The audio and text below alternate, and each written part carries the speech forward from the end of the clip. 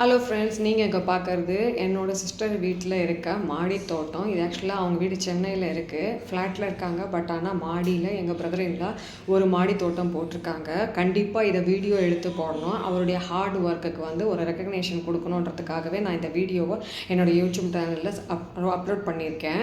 ரொம்ப அருமையாக பண்ணியிருக்காங்க. இந்த மாடி தோட்டம் ஒரு சின்ன லெவலில் தான் அவர் போட்டிருக்காரு. பார்த்திங்கன்னா எல்லா வெரைட்டி கத்திரிக்காயும் அவர் வந்து க்ரோ பேக்ஸில் அழகாக க்ரோ பண்ணியிருக்காங்க.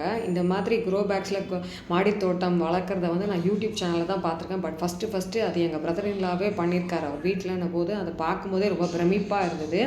எல்லா வெரைட்டி கத்திரிக்காயும் வளர்த்துருக்காங்க.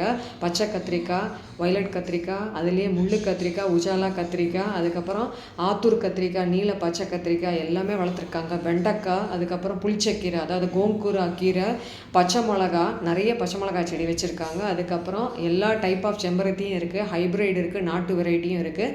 அதுக்கப்புறம் செண்பக மரம், அப்புறம் பவழமல்லி மரம் எல்லாமே வச்சுருக்காங்க. பாருங்கள், கத்திரிக்காய் ஒவ்வொன்றும் அவ்வளோ அழகாக காய்ச்சிருக்கு. கிட்டத்தட்ட கிலோ கணக்கில் நிறைய அறுவடை பண்ணி அவர் தனக்கு மட்டும் இல்லாமல் எல்லாருக்கும் அங்கே இருக்கிற ஃப்ளாட்டில் இருக்கிற எல்லாருக்குமே கொடுத்துருக்காங்க. ரொம்பவே சந்தோஷமாக இருந்தது.